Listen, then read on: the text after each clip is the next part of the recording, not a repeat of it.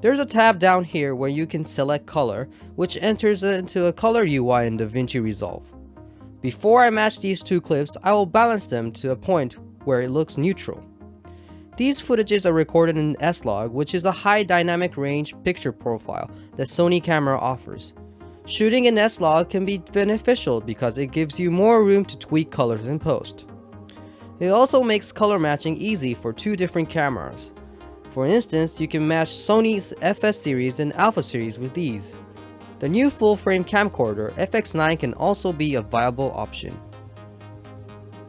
First of all, I'm going to use the jog wheel under the color wheels to spread the dynamic range. After I chose the shadow and the highlight, I tweaked the midtones. Now that I am done with the basic contrast, I'm going to add color into this scene. There are a variety of ways to do so, but the easiest way is to simply add saturation by dragging saturation. I'll do the same to the second clip.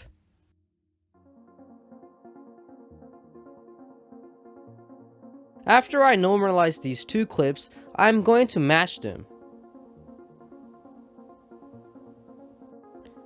The key to matching two different cuts is to take accurate white balance.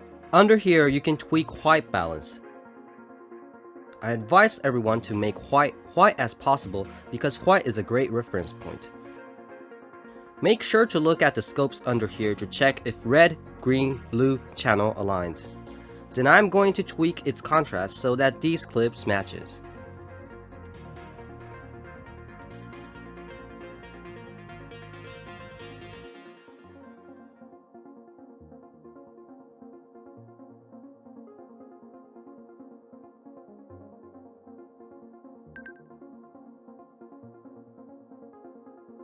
After finishing the edit and finishing with the colors, then comes the final stage of post-production, which is exporting. People often despise this procedure, but exporting is an art on its own. There's always a suitable file format and an encoding option for any kind of media you are screening on.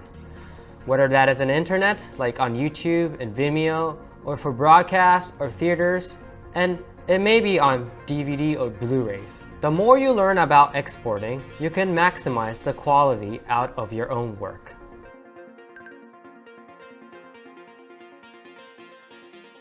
What makes file exporting confusing is that there are dozens of file formats to choose from, and moreover, no one really is kind enough to teach what is most suitable for your project. Especially for photographers, this can be a little intimidating. First of all, file formats and codecs are different. File formats are basically containers, and codecs are what are contained inside formats. Different formats are available for different purposes. For example, some file formats can only be played on certain players. Here, I am going to introduce some of the popular file formats. First of all, AVC HD, which stands for Advanced Video Coding High Definition, is the default file format for video recording that is popular among professional videography. MOV is a QuickTime movie format. This video format is created for movies, and it is used when encoded by QuickTime encoder. MP4 is created for low bandwidth compression. The image quality is lower than other file formats, but it is popular for its lightweight. Codecs, on the other hand, are used to compress or decompress a digital media file, which contains video and audio.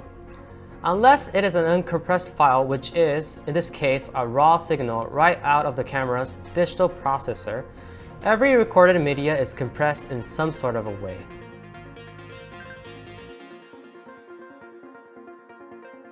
The most popular codec today is MPEG-4, especially if you are planning to upload it to the internet. It can be called MPEG-4, H.264, or AVC at times, but it is all the same. The picture quality and the encoding ratio is efficient, and it is flexible in a way that a lot of the settings can be tweaked from low bitrate to high bitrate. It is also used in Blu-rays and many video cameras. Also, ProRes and DNx HD are both popular codecs.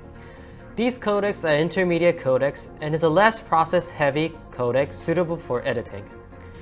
It is obviously cleaner than other heavily compressed codecs.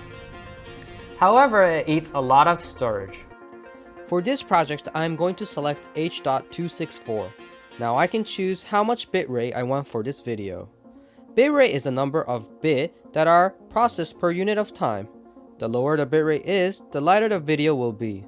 However, it can cause all sorts of unwanted artifacts, such as block noise, especially if you are dealing with complex pictures with lots of colors and motions. I chose a moderate amount of bitrate and now I'm ready to upload it onto the internet.